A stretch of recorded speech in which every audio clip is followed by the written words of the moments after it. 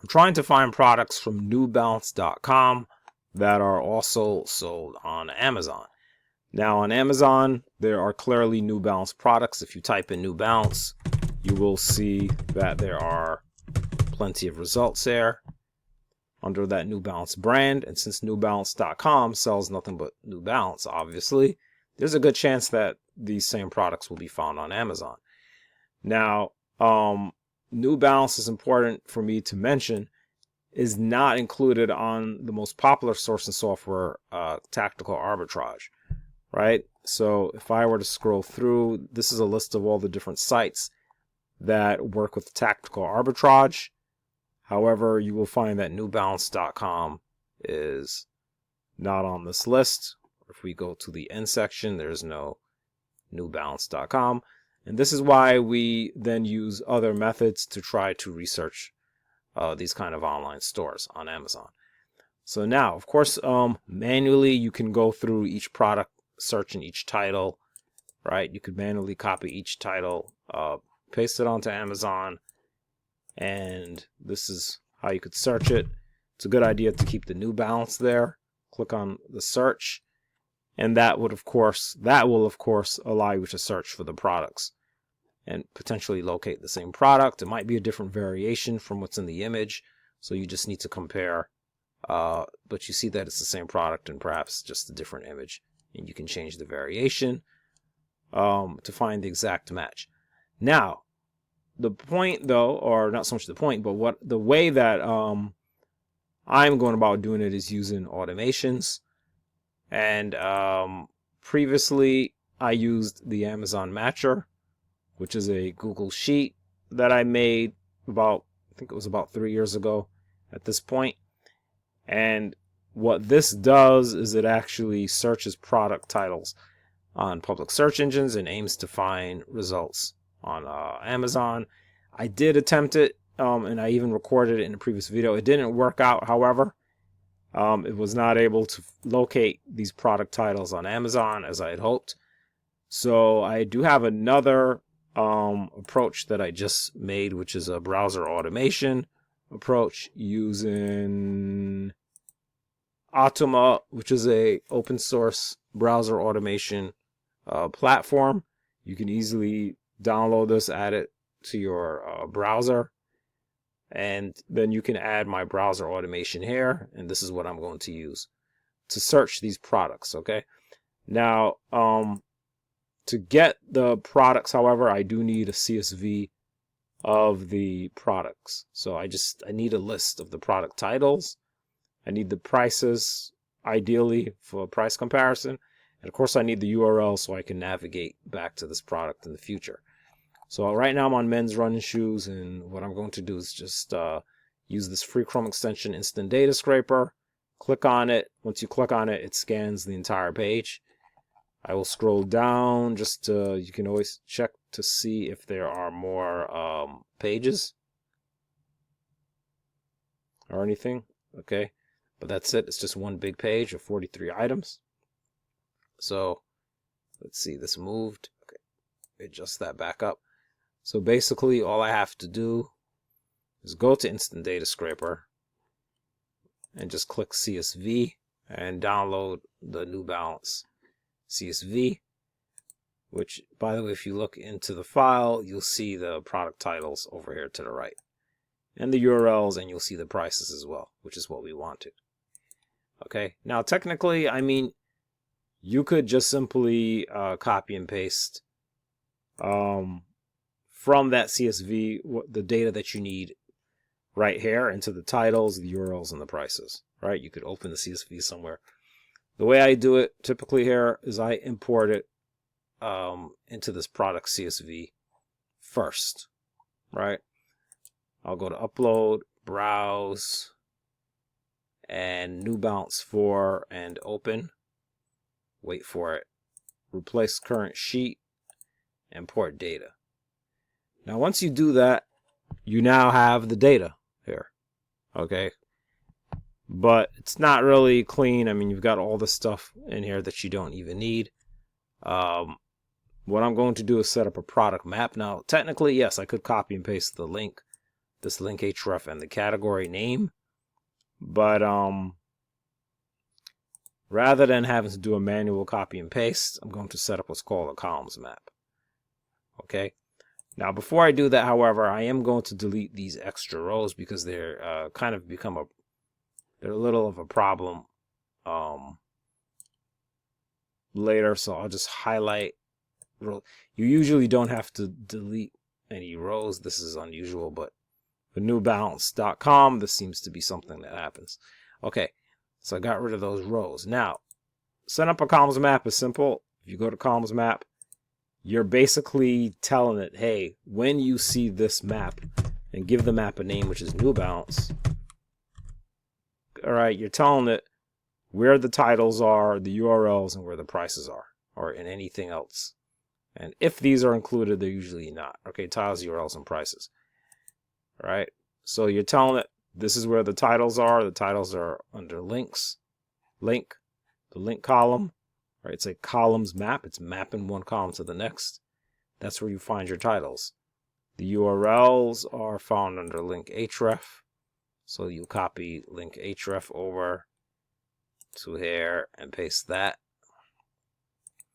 And then you have prices, which the word sales is what is used there. And I'll paste that. And there's no brand column or model number, I don't think. Okay, and model number doesn't strictly have to be model number. It could just be some other type of identifying number that would help locate the product, but don't think we have one here. So the map is set up, and now we can go to the Amazon matcher, which is the main sheet where we're going to match the products. And we want to bring that product data into here. And so we need to choose the map. Okay, there are other maps that have been made in the past. I'm using the New Balance map. And now I simply click import product data. And using that map, it will copy the data. It will go to the link column, find the title, copy paste the title. URL, price, it'll do the same thing. Copy and paste them for us right here into the sheet. Right, and it is easier than copy and paste once it's set up. You can keep going back to New Balance. You can get more CSVs with instant data scraper. Now, remember, this is just men's running. You might go to men's, some other category, women, kids, made in USA, sale. And you will be able to use, again, this import process with the same map. You don't have to keep creating the map, right? You'll be able to just keep importing more New Balance products in here, right? Okay, so, all right. So now that you have the data, you have a product search that is built over here. This is the keyword search that's going to be searched on Amazon. However, the brand name is going to be helpful in that. So since these titles do not include New Balance, I am going to manually add New Balance as the product brand.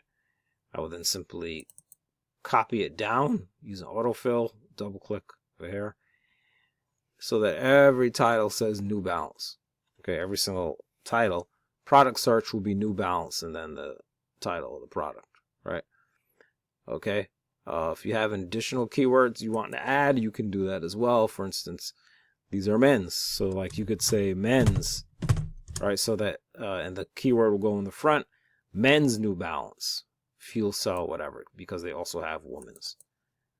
Okay. So men's New Balance, men's New Balance, men's New Balance. All right. All right. So now, unlike the other Google sheet, the Amazon Matcher sheet, the automation does not happen here. The search does not happen on the sheet. The search will happen in the browser with this browser automation, okay, on Automa.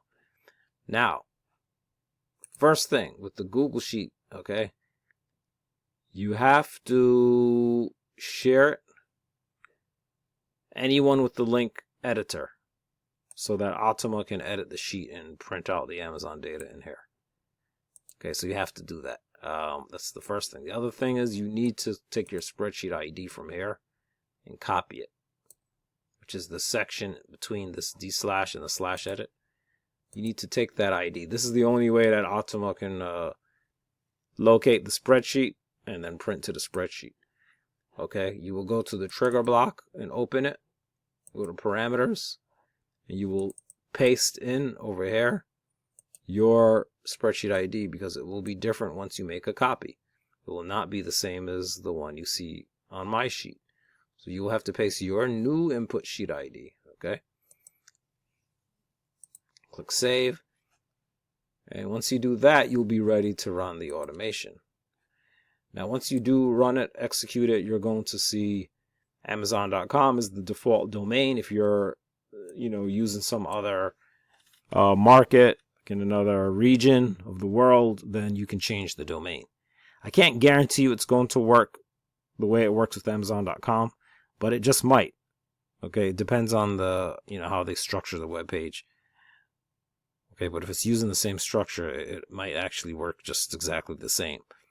But it will work for Amazon.com the way it is right now. So we have that. We have the ID. We have the input sheet range, Amazon Matcher, A5 to A. That is where it's receiving the products from. No need to change it. Start row is 6. If you are restarting, you may have to sometimes change the row. Row 6 is the first row. But if you will start in here, then you would have to change the row, right, to 20 or something. Or if that's just where you want to start for some reason. Okay, but I want to start at the top, which is row 6. The output interval, it means that it will only output the Amazon data after it reads this many products. So every time it reads 5 products, it's going to output the Amazon data. So it'll do 5 products, Amazon data. 5 products, Amazon data. Now, the reason why I don't just do each product one by one is because the Google Sheets API is free. Okay, Google Sheets API is free, but the problem is that they have a rate limit. So if you use it, you hit it too often, it kicks back, and then it just stops. And it says you've gone over the quota, and then you have to wait, right? You may have to wait an hour or so before you can run the automation again, right? So to avoid that happening in the first place, I will not output too constantly, only on every 5 products, and you can increase or decrease this. If you are planning to have it run through like 1,000 products, it doesn't make sense to be constantly outputting, right? You can output once every 20 products or something, right? But if I'm only doing a few products, if I was literally just doing 3 products, I would just say put it to 1 and let it print out 3 times, right? Or whatever. But since I'm doing the number of products I'm doing, 5 is about normal. Okay? So every 5 products, it will do an output. So I'll go ahead and click the run button. I think it's all ready to go, and it should run. So let's see that it does. It should enter that product search term here on Amazon.